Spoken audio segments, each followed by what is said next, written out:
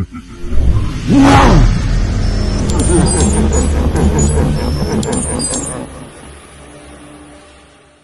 is going on, YouTube? It's your boy Dorkatron Prime, and we're covering my 7 Demon Lord deck list that I used to get top 8 at the store regionals in Lakeland. So it's a very standard list. There's nothing really like crazy about it. The only thing I do recommend is a higher count of Digimon Emperor, and then just being at a good 2 for Shoto. And also, I don't play rivals. But let's just go ahead and jump to the profile. We run 3 Rise of the 7 Great Demon Lords. Really strong card as it's able to set you up for a like start of turn. Basically, your Digimon gets deleted, you're able to recycle a piece. Or if your opponent decides to answer your Digimon on their turn, you can always use this as basically like a trap card to react to your opponent's aggression. Okay, and then we run 2 Biting Crush. Really strong card, able to keep some decks in check as you just drop it and you just delete a level 6 or lower. Really big as it also has a delay when your opponent plays a Digimon Bind effects. You can spawn on a Leviathan Trash. Really strong card, definitely a 2. Then we have 7th Lightning, another card that discards from your hand and deletes a level 6, and a 4. Then when it's in trash, you can always just bottom deck it to use it again on your opponent's turn, kind of like a trap card as well. Whenever you Digivolve with Levi X using, basically if your opponent plays a Digimon by effects, you can use Levi X if Levi is on the board to Digivolve, use the Levi X effect, and then use the 7th Lightning to clear the numbers that Levi X does not cover. Then we run 1 Calling as it's able to recycle our purple pieces and delete a Digimon, Proc and Rise. Really strong card as an offensive and defensive choice. You're able to, one big card to pick up with this is Ruin Mode, especially as there's nothing really to pick it up as we don't run rivals, but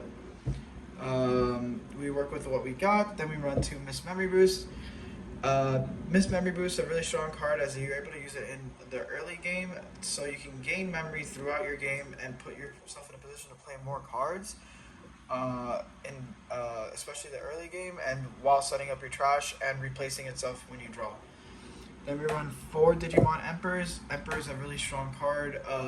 I prefer over running higher numbers over the Shoto, because there's just a lot of decks where if they raise with Rookie, them losing that 2 memory is very, very crucial, as they're not able to go up a line or they're not able to do their exact plays. So then they end up stuck in the back until they're able to Digivolve again. That card especially helps with if you're having troubles with red base blue hybrid, as they're not able to Digivolve at all. So you just basically lock them out completely from the back. Then we have 2 Shotos. Shotos are really strong cards as they're able to give you a memory at the start of your turn if your opponent has a Digimon, and give you blocker. The only reason why I'm running it at 2 is that since there's now a higher count of Imperial players, having blocker isn't as strong as I thought it would be. As a Pedramon is able to stun your body from even blocking 2 to begin with. There is a stun your body, or at least suspend it before anything happens, and it's just a little harder to get the Shoto off, but it's still a really strong card if you wanted to adjust some numbers. If you really think Shoto is going to help you in your current meta or in your locals, I would adjust the Digimon Emperor ratio probably by 1 and do 3-3, or you could just take out a Mist Memory Boost for another Shoto. We run 1 Akihiro, which came up a lot, being able to cycle through my entire deck, and then if I ever had a Buffalo, I could slide it under at the end of my turn just to stop it, because at moments you can deck out with this card. But it's a really strong cycle card as you're able to put cards in your trash that you're missing for your gates, and get cards that you need to answer the board. Then we run Porcupine, which honestly might end up getting cut from the list entirely. It is a really strong card, being able to answer Chikuris, but it just felt like I never needed to play it. To actually get rid of the body, there's just sometimes a better card to play. Then we run 4 Lucamons. Lucamon's going to be our Searcher and our Recovery +1. while on top, like if this card goes off searching twice, it's 6 cards you go through in your deck, and then it sets up 4 cards in trash. Really strong card. End of your turn, you can stack a level 6 to Digivolve into a Lucamon. The only one you can Digivolve into is the EX6 one, but it ends up being a very strong combo as the Lucamon comes out and it forces your opponent to choose either recovering and losing a security or deleting a Digimon or Tamer, and both are not great choices. But it does put your opponent in a very weird situation. A very good early game card as well. We run 3 Agudamons. We run 2 Ruin modes. Ruin mode's really good for the control.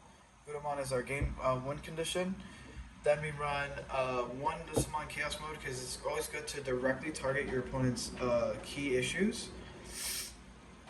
Like if you ever needed to delete a Koji and you know they're gonna choose to recover instead, you could just completely just go for it. Just drop it, target that card specifically, and at moments it can be cheaper than the other Lucamon.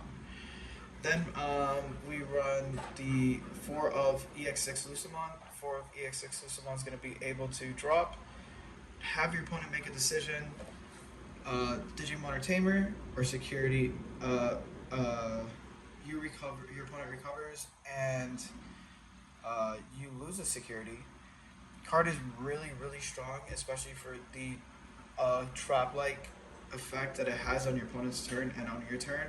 Whereas if you're able to bottom deck a Lucamon from your sources or from the trash, you're able to spawn out a level 6, so you can spawn out your entire top end, which you like. It's just really strong.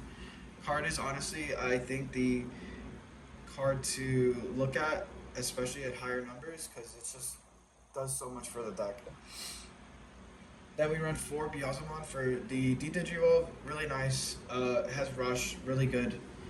And it mills 4, so it sets up your trash. This card is one of your key pieces as well, as if it ever were to be removed, you can put a card from your trash into your sources, and this card helps you turbo out your Gouda. Creepymon helps you turbo out your Gouda, and the Belphamon and the Levi as well, EX6 Levi. Creepymon is another on play, deleted the lowest DP. The lowest DP, and then you mill based off the level. So if you delete a level 3, you mill 3 cards from the top of your deck. You delete a level 6, you mill 6. Really strong card. It's also a blocker, so if you don't have Shoto, this card is always old reliable. We run 2 EX6 Leviamons, as the EX6 Leviamon is able to trash a card from your hand, bottom deck sources, so you're able to remove the partition threat on board. Or if you're playing against a deck that likes to have a lot of good inheritables or is getting protected by the inheritables, this card can really do some damage. Especially since we're running a higher number of Tamers in this deck, it's kind of easier to get into that position where you're consistently higher than your opponent in the board count and in the board count. He only deletes when you have more or equal to than your opponent, so it's kind of like the reverse Leviathan at times, but always bottom decking sources from your opponent always throws them off and puts them in a death position. The next card I want to be talking about is Leviathan from BT, from EX5. A really strong card. I'm surprised how much this card can be abused, especially with the Lucamon and the Rise, and I think that's what really puts this deck at the top, is that between Lucamon, Rise, and the Leviathan, they just really do control your opponent's board and put them super far behind while getting you so much advantage and then setting you up for your gates to be just so much stronger. Leviathan X, obviously we're running a higher number of the Leviathan count. Just being able to Digivolve if you're falling behind from your opponent, in front of your opponent, is great for 2. Being able to delete level 3, 5, and 7. And if your opponent has more than you, we delete a Tamer, which is great. This card has security +2. And it's able to Digivolve from trash if your opponent plays a Digimon. The big part about the Levi package is it does really help you a lot out with Imperial especially. As if they partition, if a Leviathan X is in trash, you're able to Digivolve from trash, deleting the targets. Like Tamers, because they're probably going to have more than you, or if you have this Leviathan, being able to remove their sources and then make sure that their Tamer, whenever it plays a Digimon, you can delete it if you position yourself correctly, is always strong. Then we run the one of Lilithmon. Lilithmon being a very strong card. There's moments where I dropped it and I was just keeping tempo against my opponent because they couldn't remove it from the board, and every turn they couldn't remove it, I was burning a security, or I was using it as a blocker with Shoto, so it was like a constant hassle for them to actually deal with it. You can also pop your opponent's Digimon instead when Gates goes to pop the Lilith. So really, really strong card. Then we run 2 Sleep Mode. Sleep Mode being our defensive card of the deck, being able to discard 2 to end the attack entirely. Give you immunity if you go into Rune Mode and you feel like they're going to answer it, or go into Inaguda because you can't special summon a Digimon for some reason. Let's say you're playing against Leviathan. You can't special summon a Digimon. You can drop the Sleep Mode, put this Rage underneath, become unaffected, and then go into a Aguda, and then clear a body while at the end of your opponent's turn, you can just delete the gate and keep the Aguda on board.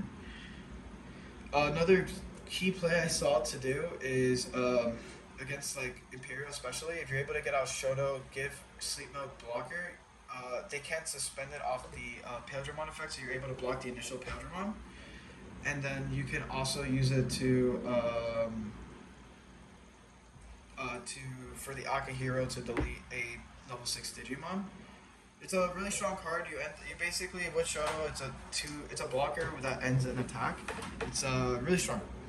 Then we have 2 Rage Modes. Rage Modes is actually your benefit, like your strongest card against the Mirage matchup or any deck that wants you to have a larger hand size. As you're able to discard, or any blue deck, when it starts bouncing cards to your hand, this card can automatically send 3 cards to your trash, suspend level 5 or lowers up to the number of cards you trashed, and then delete all the Digimon with the lowest play cost. It really does come in clutch a lot of the time, because especially against Mirage, if you feel like you're having a bad time, when you drop this card, you go from like a 8 card hand size to 4. So it's a -4. They will never have the chance to unsuspend against you, and then you just basically steamroll them from there. But yeah, this is the deck profile. I hope you guys enjoyed the list. I did a lot of testing. I've been playing it for a while. This is more or less how I had it. The only adjustment I did for EX7 was the Shoto. And I hope you guys enjoyed the profile. And remember, we brick by nature.